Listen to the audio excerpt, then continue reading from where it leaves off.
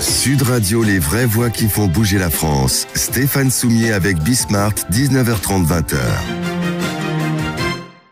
Salut à tous, c'est Bismart sur Sud Radio. Tiens, on va commencer avec, alors j'allais dire ce que vous avez fait à midi, mais peut-être pas, mais justement c'est tout le sujet. Pour Classcroute, que vous connaissez sans doute, qui donne à manger dans pas mal d'entreprises aujourd'hui, qui a aussi des restaurants, plusieurs dizaines de restaurants un peu partout en France, et qui est en train de révolutionner un certain nombre de choses. Donc on va démarrer avec ça, et avec le patron de Classcroute sur Sud Radio. Donc on continue dans cet univers du bureau et ça va être parfaitement complémentaire. Sébastien Chapalin donc est avec nous. Sébastien, donc on vient de passer là 20 minutes à voir un peu le marché de l'immobilier de bureau. Il se passe des choses, voilà, fondamentalement. Et vous, alors, marque qu'on connaît très très bien, Classcroute, vous constatez aussi qu'il se passe des choses. Donc alors, parce que pour le coup, c'est un chiffre que je n'ai pas. Vous allez nous le donner. Moi, j'aime bien, de toute façon, avoir les infos comme ça. Donc, Classcroute, entre ce qui se vend en restaurant et ce qui se vend en entreprise, c'est quoi le... C'est 50% en restaurant et 50% dans l'entreprise. Ah, donc c'est un très bon équilibre. Ouais, c'est un très bon équilibre. Mais en entreprise, vous avez un problème. En entreprise, on a un problème quand les salariés ne sont plus là parce qu'il y a le Covid. En effet. Parce qu'il y a le Covid, et même vous voyez plus loin, vous voyez au-delà du Covid, dans ce qu'on va raconter là, en termes de e-cantine, frigo connecté, etc. et tout, ça veut dire que vous prenez acte qu'il va se passer quelque chose du côté du télétravail. Alors, il va se passer quelque chose du côté du travail. Maintenant, moi, j'ai une chance inouïe, c'est que je travaille exclusivement en zone d'activité et en quartier d'affaires. Or, dans les zones d'activité, il y a quoi ? Il y a des entreprises, des petites, des TPE, PME, qui ne pratiquent pas forcément, elles, le télétravail, et il y a des petites industries qui ne travaillent pas aussi, qui font pas aussi forcément du télétravail. Et donc ça, c'est une chance pour moi. Donc je continue à nourrir. Et puis après, j'ai une autre chance inouïe, c'est que beaucoup de restaurants sont fermés aujourd'hui et ces salariés-là découvrent la livraison.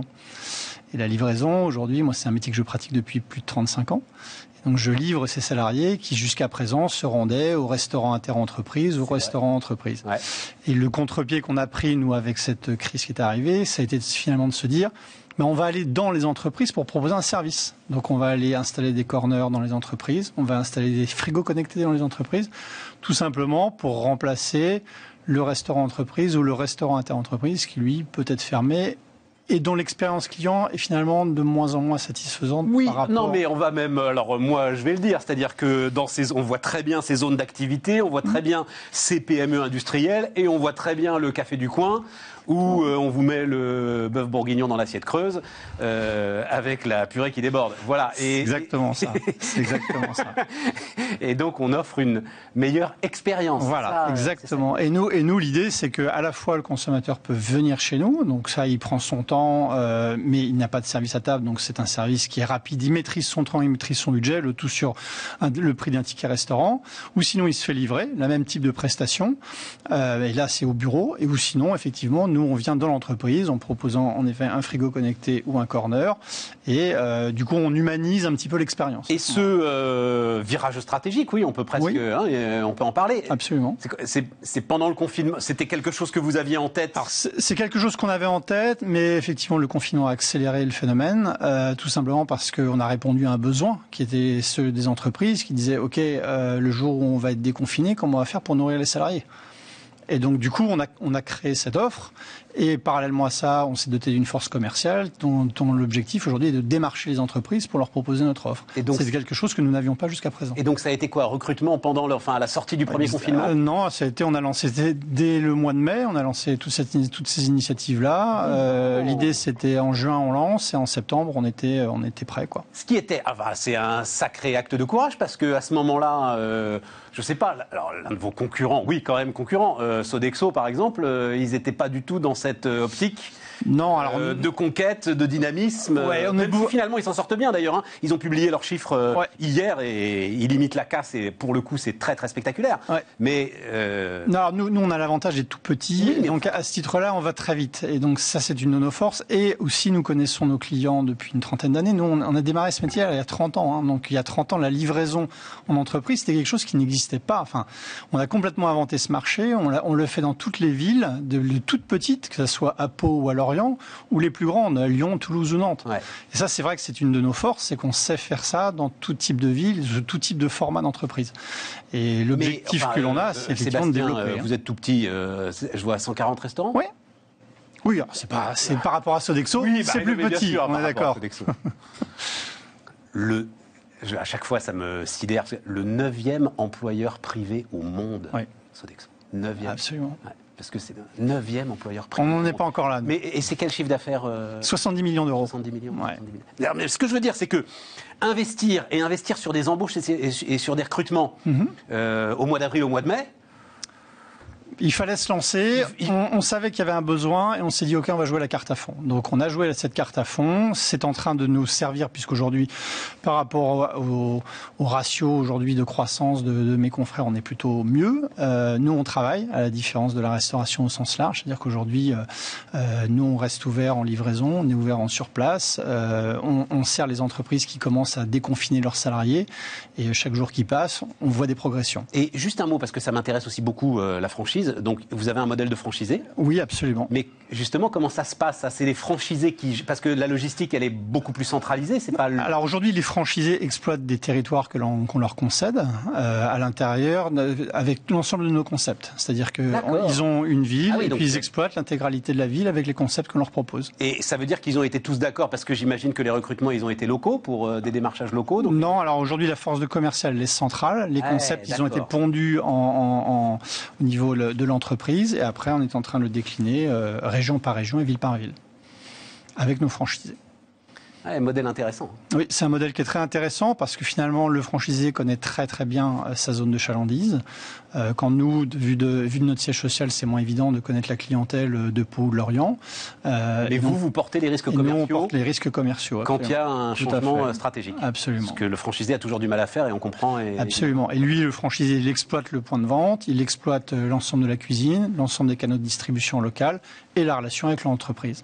Alors, donc on a parlé de frigo connecté, mais alors c'est quoi le frigo connecté, oui, on est très fiers très fiers de cette initiative. L'idée tout simplement, c'était de dire pour les entreprises qui ont des salariés qui travaillent en horaire décalé, qui veulent effectivement assurer leur pause déjeuner et ne pas s'en soucier quand ils sont partis dans une réunion, il faut qu'ils puissent avoir accès à un repas facilement, le tout avec des produits frais. Et donc on met à disposition un frigo dans une entreprise dans lequel le salarié, grâce à un moyen de paiement, ouvre le frigo, se sert de son produit, et puis après peut déjeuner quand il veut. Le produit sur le produit, parce que j'ai regardé ça, je me dis mais on va le vider le frigo. Non, il y a une puce RFID. Exactement, alors, il y a une puce RFID qui identifie en fait ce qui rentre et ce qui sort, et l'idée après c'est que c'est débité automatiquement, donc et le tout en complet digital, donc avec un paiement, et puis voilà. Donc ça c'est la première étape. Je rêve de ça dans les magasins de centre-ville. On y pense. Ça veut dire que c'est possible. C'est possible, absolument.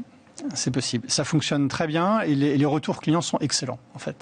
Parce que ça correspond à un vrai besoin de la part des clients. Parce qu'effectivement, quand je travaille, je veux pouvoir maîtriser mon temps de déjeuner. Et donc, du coup, j'ai pas forcément besoin de me dire qu'à 12h30, je dois obligatoirement aller déjeuner au restaurant interentreprise et d'aller déjeuner avec la comptable ou le directeur marketing avec qui j'ai pas envie d'aller déjeuner. Mais ça peut aussi concerner vos restaurants qui sont pas en entreprise. Moi, c'est ça. Absolument. Mais voilà. L'idée, en fait, c'est d'arriver à les mettre dans les entreprises, c'est de les mettre aussi dans nos propres restaurants pour faire des formes de coupe-fil, et ainsi de suite. Donc, le champ des possibles est très important. Mais vous n'avez même pas besoin de coupe-fil, parce qu'en fait, c'est la supérette Amazon que vous Absolument. nous faites. Si j'ai mon badge, je rentre, je sors, il y a la puce RFID. Ça serait l'idée. Alors ça, on va le tester. Sébastien, je suis prêt à payer ça une fortune. Moi. Eh bien, écoutez, on va s'en reparler alors, Stéphane, avec grand plaisir. Non, mais très sérieusement. Oui. Oui, non, mais ça ouvre un champ de possibles qui est très important. Alors, considérable, parce que franchement, la queue... La queue, c'est insupportable. Voilà. Et là où il faut pas effectivement se tromper, c'est sur la qualité du produit et l'expérience que l'on a proposée.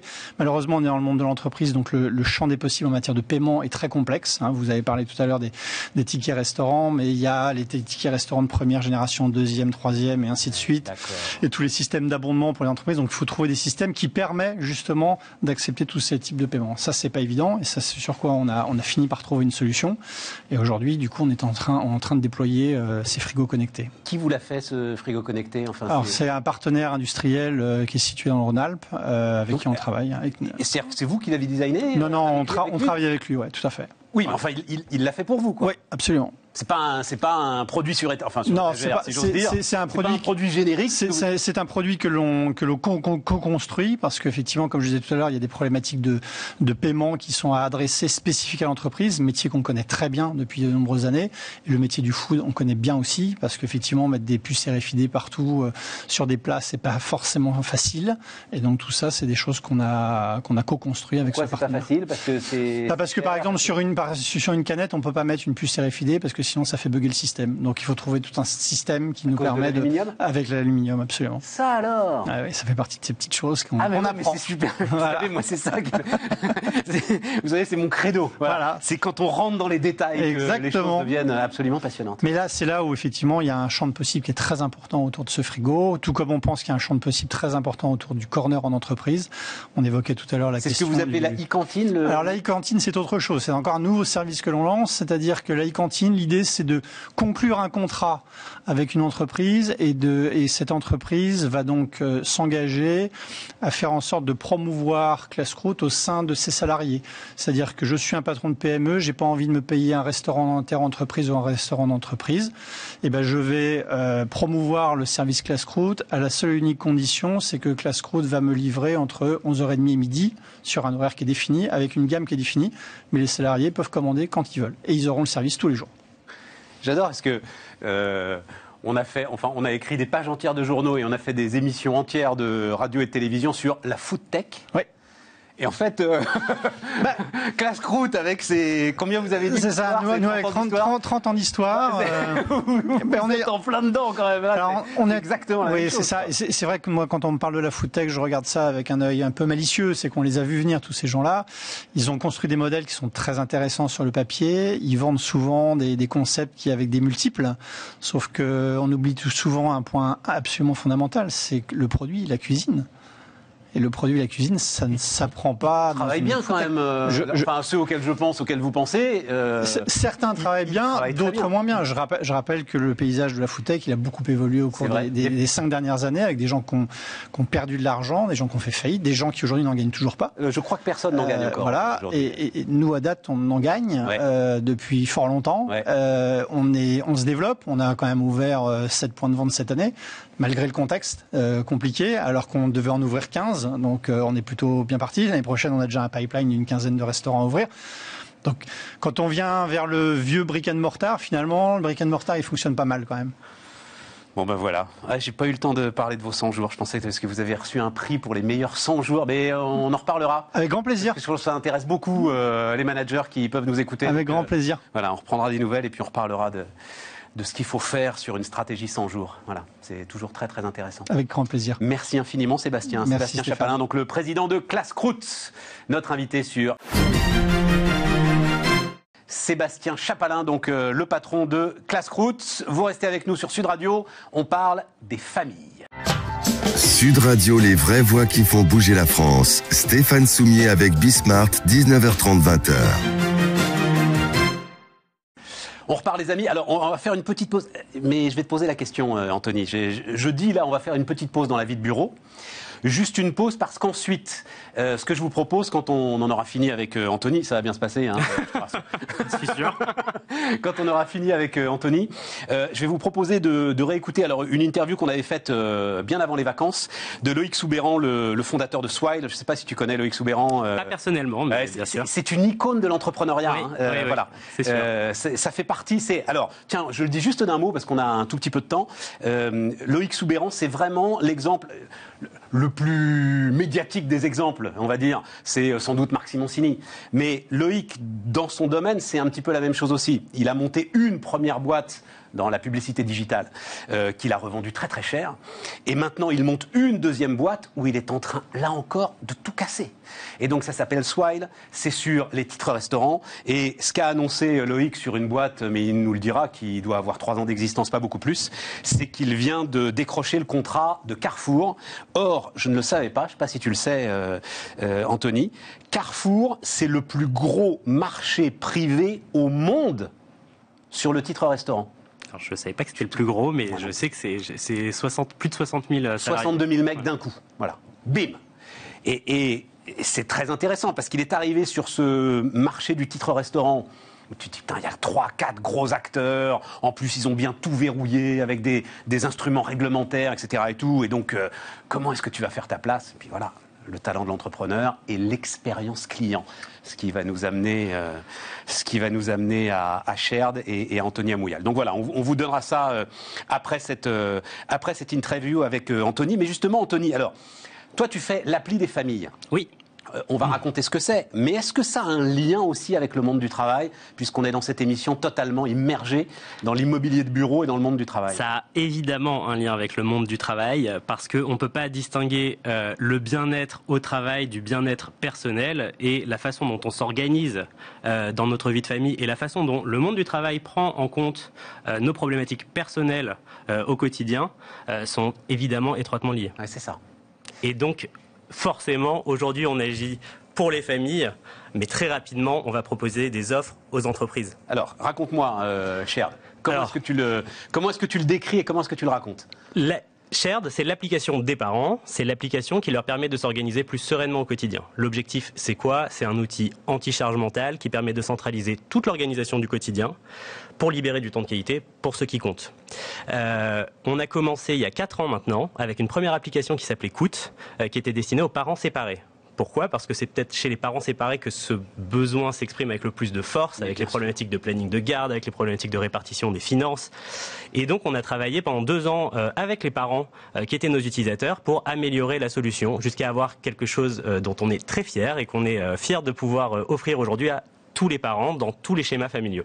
Donc ceux qui préparent la séparation en fait. Mais pas forcément. Hein.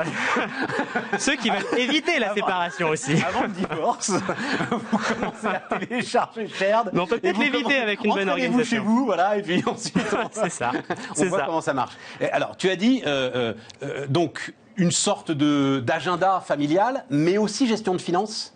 Et aussi gestion du budget, tout à fait. C'est aussi les to-do list, ce sont les listes de courses. Non, mais restons sur, alors, gestion de finances. Est-ce qu'on est là aussi sur, à chaque fois que je reçois un jeune entrepreneur, là je me rends compte du potentiel de cette directive qui oblige les banques à libérer en fait l'accès au compte bancaire si jamais moi je veux que mon accès à mon compte... C'est la DSP2. Et toi aussi tu es appuyé sur cette DSP2? Alors aujourd'hui non, parce qu'aujourd'hui on est sur du déclaratif et l'enjeu pour nous c'est de faire simple. C'est-à-dire qu'on est vraiment dans cette logique de l'organisation du quotidien, c'est quoi?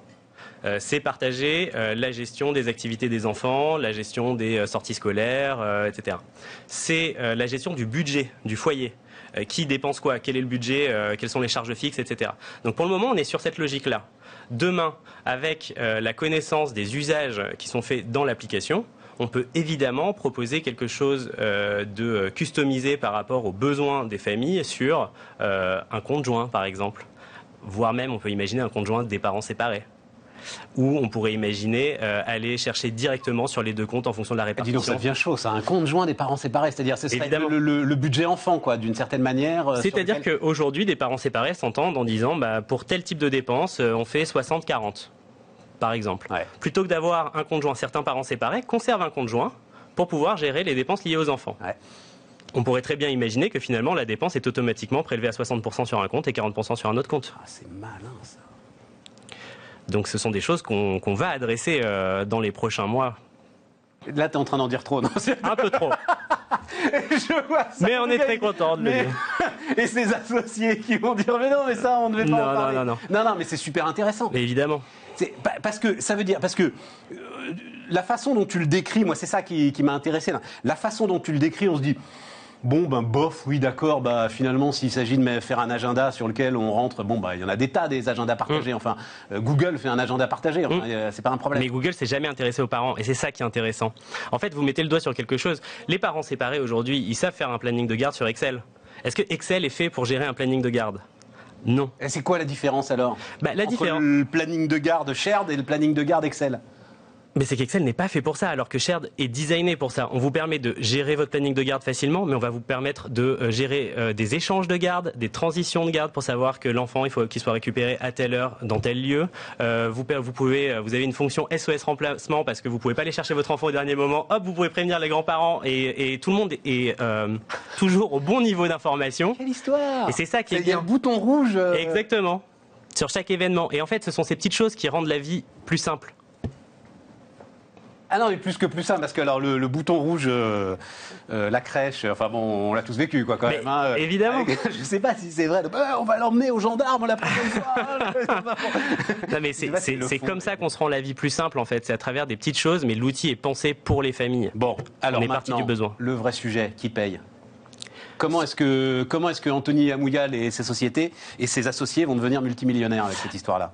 Eh ben déjà, je nous le souhaite. Aujourd'hui, ce sont les parents qui décident de prendre un abonnement premium pour débloquer certaines fonctionnalités premium qui payent. Donc c'est un abonnement de 4,49 € par mois. Et ça peut être quoi les fonctionnalités premium par rapport à ce que tu nous as décrit là? Par exemple, ce que tu nous disais sur les comptes joints là, ou des choses comme ça peut être... Sur ça, ce sera du premium. Sur de l'agenda, ça va être une gestion plus forte des plannings. Ça va être la possibilité d'avoir de l'illimité sur le nombre d'événements, etc. Il y a toujours cette notion de limite. Puis il y a aussi une notion de stockage. Parce qu'au-delà de la partie organisationnelle, dans une famille, on ne fait pas que s'organiser, on partage aussi de bons moments, des photos, etc. Et en fait, vous avez tout cet aspect-là de réseau social, j'aime pas trop ce terme, mais de réseau social de la famille. En tous les cas, ça évoque forcément la bonne chose. Ça s'appelle WhatsApp aujourd'hui, le réseau social de la famille. Sauf qu'un WhatsApp, aujourd'hui, vous avez 6 groupes différents, parce que vous avez le groupe avec vos parents, le groupe avec vos frères et sœurs, le groupe où il y a les parents et les frères et sœurs. Et en fait, là, nous, ce qu'on se dit, c'est non, on fait un fil d'actualité avec votre famille, vous gérez la visibilité de ce que vous voulez, et les gens qui doivent voir ce que vous postez le verront. Et l'autre intérêt, c'est que, et là Facebook l'a annoncé il n'y a pas très longtemps, les conditions générales de WhatsApp sont en train d'évoluer avec les problématiques de propriété privée. Nous, tout ce qui est dans l'application appartient à nos utilisateurs. On ne l'exploite pas, on ne le revend pas, on ne le partage pas. Et ça, c'est un point fondamental. Et à aucun moment tu le feras, parce qu'à un moment dans ce que tu nous décrivais, on voit bien le truc, gestion notamment des activités loisirs et des activités sportives des gamins. Mm-hmm. Et on te voit bien à un moment pour le gamin qui va au tennis tous les mercredis nous proposer l'abonnement qui va bien, la raquette qui va bien, la paire de tennis qui va bien. C'est pas la direction qu'on a envie de suivre. La direction qu'on a envie de suivre, c'est d'avoir le meilleur outil au service des familles. On proposera peut-être des services partenaires, mais les services partenaires n'auront pas accès à notre base de données. On proposera, nous, à chaque fois, un seul partenaire, parce que notre enjeu, notre vision, c'est pas de devenir une marketplace. C'est ça. C'est super intéressant dans ta démarche, parce que ça veut dire, moi, mon application, elle a de la valeur. Exactement. Et ce qu'on veut, c'est développer nos propres contenus à destination des parents et leur permettre de consommer ce contenu de qualité. Et aujourd'hui, on investit là-dedans, avec des personnes qui sont capables de proposer, de produire en interne du contenu de qualité, qu'on ira également porter en entreprise. Et à terme, ce qu'on souhaite faire, et ça va arriver très prochainement, c'est proposer un passeport parentalité aux entreprises. Passeport parentalité, attends, il faut que tu me racontes ce que c'est. Évidemment, parce que si d'un côté on a les parents qu'on aide à s'organiser pour avoir un quotidien plus serein, d'un autre côté on va pouvoir aussi agir sur l'équilibre vie pro, vie perso, et proposer aux entreprises finalement de payer cette application pour leurs salariés. L'avantage étant un avantage très concret pour les salariés dans leur organisation personnelle, mais les entreprises, quand elles veulent s'investir sur le champ de la parentalité aujourd'hui, finalement le spectre est assez étroit. Elles investissent généralement sur la période de l'arrivée de l'enfant. Ouais, ce sont des places de crèche, mais la parentalité en entreprise, c'est beaucoup plus que ça. Il y a évidemment l'arrivée de l'enfant, mais après il est ado, il y a les études, il y a le moment où on devient même aidant vis-à-vis de nos propres parents. Et ça, il faut le prendre en compte. Et à travers notre application, à travers un passeport parentalité, les entreprises pourront financer l'accès à différents services. Et donc, ce sera une offre pour les entreprises et pour leurs salariés beaucoup plus inclusive. Et tu sais, tu prends acte, et là encore, d'un changement qui est peut-être fondamental. Nous, on a, alors je ne vais pas dire grandi, parce que c'était déjà fait malheureusement, mais en gros, les années 90, les années 2000, 2010, c'est gratuit, c'est toi le produit. Et finalement, on l'acceptait tous. On s'est rendu compte, en fait, des fortunes qui étaient faites sur notre dos. Bien sûr. Et ça veut dire que maintenant, tu penses que nous, consommateurs, on est prêts à payer pour ne plus être le produit. Mais on sait exactement ce qu'on paye. C'est le pari que je fais, mais je vais vous dire, ça vient d'un constat très simple et c'est finalement pas tant de business que ça, c'est assez personnel. À titre perso, moi, j'en ai un peu marre qu'on utilise mes données sans que je sache à qui elles sont revendues et dans quelles conditions. Et en fait, je me dis, je ne vais pas faire à mes utilisateurs ce que j'apprécie pas qu'on fasse avec moi, tout simplement. Anthony Amouyal, donc ça s'appelle Shared. Et puis on va terminer donc cette émission avec Loïc Soubeyran et avec Swile. Et les amis, on se retrouve. Anthony Amouyal, donc le fondateur de Shared. Voilà pour ce soir sur Sud Radio et on se retrouve demain. Sud Radio, les vraies voix qui font bouger la France. Stéphane Soumier avec Bismart, 19h30, 20h.